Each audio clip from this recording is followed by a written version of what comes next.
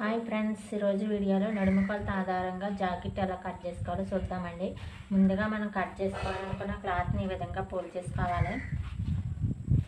Folding మన వైపు ఉండాలి, ఓపెన్స్ రెండు మనకు ఆపోజిట్లో ఉండాలి. ఇలా మడత పెట్టిన తర్వాత చివరి అడ్జస్ట్మెంట్ కోసం ఒక లైన్ డ్రా చేసుకోవాలి.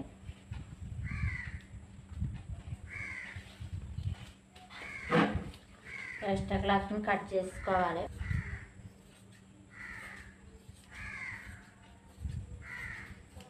ఇలా కట్ చేసిన తర్వాత చివరి ఖర్చు కోసం 1/2 ఇంచు మార్జిన్తో ఒక లైన్ డ్రా చేసుకోవాలి. ఇలా డ్రా చేసుకున్న తర్వాత ఇప్పుడు బ్లౌజ్ పొడవు చూసుకోవాలండి.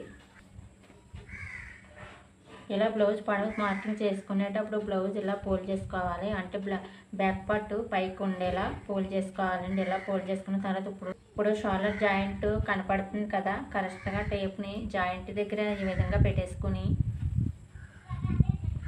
స్ట్రైట్గా ఉన్న ఇలా పట్టుకొని ఈ షోల్డర్ స్ట్రైట్గా ఉన్న బ్యాక్ టక్స్ చివరి వరకు కొంచెం లాగనట్టుగా పెట్టుకోవాలి. కొలుచుకున్నామంటే బ్యాక్ పొడవు అనేది కరెక్ట్గా వస్తుంది. బ్యాక్ పొడవు వచ్చేసి 15 ఇంచులు.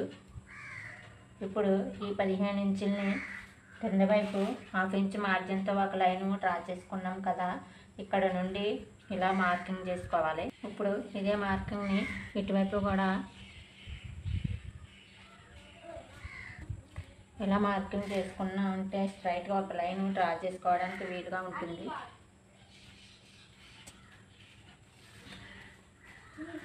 కింద వైపు ఖర్చు కోసం 1/2 ఇంచు వదులుకున్నాం కదా, అలాగే పై వైపు ఖర్చు కోసం 1/2 ఇంచు మార్కింగ్ ఎక్స్ట్రా మార్కింగ్ చేసుకోవాలి. ఇప్పుడు ఒక లైన్ డ్రా చేసుకోవాలి.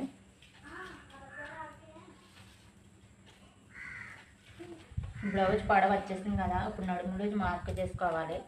ఇక్కడ నడుము లూజ్ మార్కింగ్ చేసుకోవాలంటే ఆది బ్లౌజ్ని బట్టి నడుము లూజ్ ఎంత ఉందో కొలుచుకోవాలి. ఆది బ్లౌజ్ నడుము ఎంత ఉందో కొలుచుకునేటప్పుడు ఉక్సి పట్టి దగ్గర నుండి టేప్ని ఈ విధంగా పెట్టేసుకొని కొంచెం కొంచెం కొలుచుకుంటూ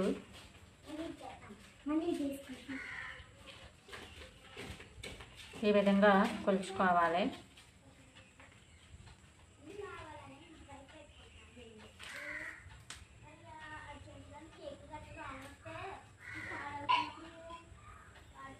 ఇలా కొలుచుకున్నామంటే మనకు నడుము లూజ్ అనేది కరెక్ట్గా వచ్చింది. చూడండి, మీరు ఇలా కొలుచుకునేటప్పుడు కార్జా పెట్టిని వదులుకోవాలండి. ఈ కార్జాని ఇలా ఫోల్డ్ చేసుకుని మనకు నడుము లూజ్ వచ్చేసి 34 ఇంచులు.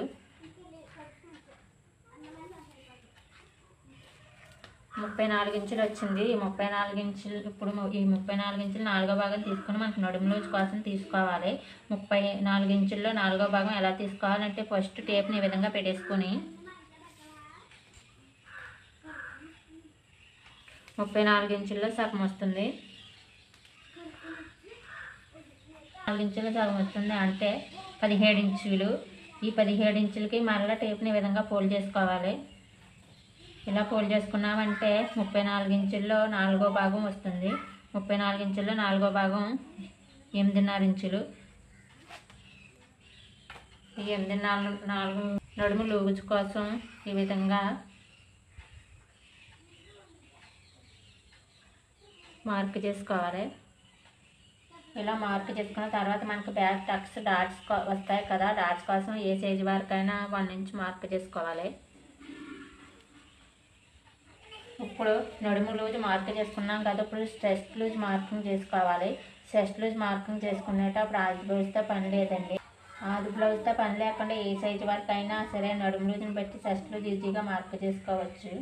ఒక పాయింట్, నడుము లూజ్ 4వ భాగానికి చిన్న సైజు బ్లౌజ్కి అయితే నడుము లూజ్ 4వ భాగానికి 1 ఇంచ్ కలుపుకోవాలి. అదే పెద్ద సైజు బ్లౌజ్ అయితే నడుము భాగానికి 1.5 ఇంచ్ కలుపుకుంటే చెస్ట్ లూజ్ వస్తుందండి. మనకి ఇక్కడ ఇది పెద్ద సైజు బ్లౌజ్ కాబట్టి ఈ బ్లౌజ్ నడుము లూజ్ వచ్చి 8.5 ఇంచులు. అంటే దీనికి 1.5 ఇంచ్ కలుపుకుంటే సరిపోతుంది. అంటే పావు ఇంచు తక్కువ 10 ఇంచులు. ఈ పావు ఇంచు తక్కువ 10 ఇంచులని ఎలా మార్కింగ్ చేసుకోవాలంటే ఇక్కడ నుంచి షోల్డర్ దగ్గర నుంచి 6 ఇంచులకి మార్కింగ్ చేసుకోవాలా. ఇక్కడ ఒక లైన్ డ్రా చేసుకోవాలా. ఇప్పుడు చెస్ట్ లూజ్ వచ్చేసి 9.35 ఇంచులు. 9.35 ఇంచులని ఇక్కడ మార్కింగ్ చేసుకోవాలా.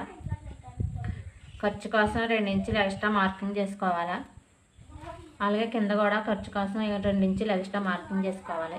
ఈ 2 లైన్లు కలుపుకుంటూ ఒక లైన్ స్ట్రైట్గా ఒక లైన్ డ్రా చేసుకోవాలా. ఇటు సైడ్ కూడా ఒక లైన్ డ్రా చేసుకోవాలండి.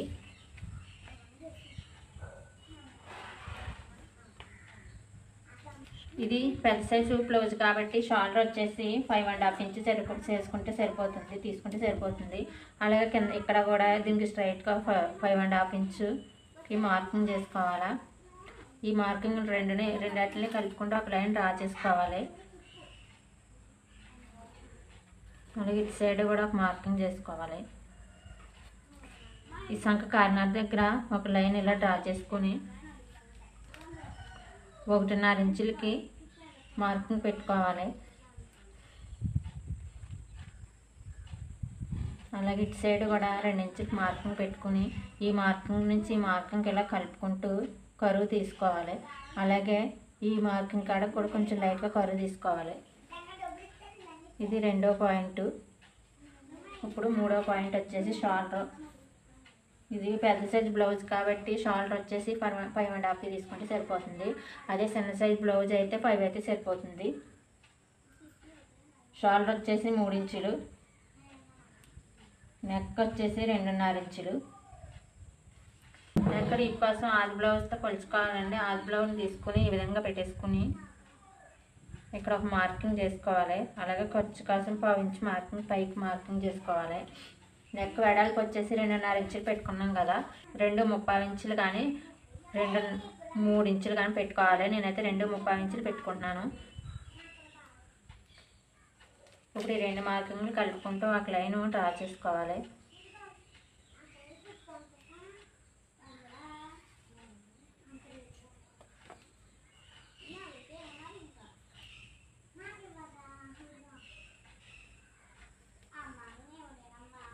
దీన్ని రౌండ్గా కర్వ్ చేసుకోవాలి. షోల్డర్ వచ్చేసి ఇది 3వ పాయింట్, ఇది 4వ పాయింట్. ఇప్పుడు మనకు నడుము లూజు ఎంత అయితే వచ్చిందో సంక లూజు కూడా అంతే రావాలండి.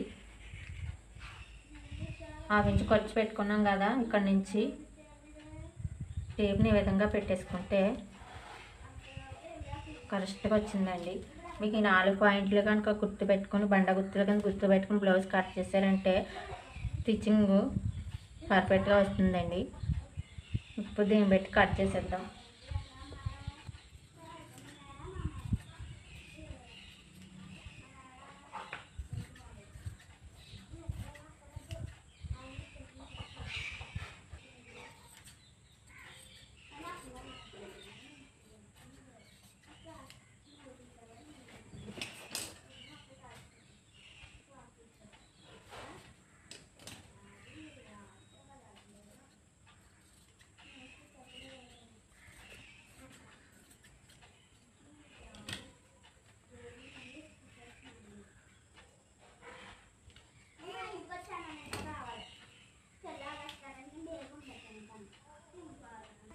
బ్యాక్ పార్ట్ డాట్స్ గీసుకోవడం కోసం క్లాత్ని ఈ విధంగా ఫోల్డ్ చేసుకుని అక్కడ కొంచెం లైట్గా రఫ్ చేసుకోవాలండి.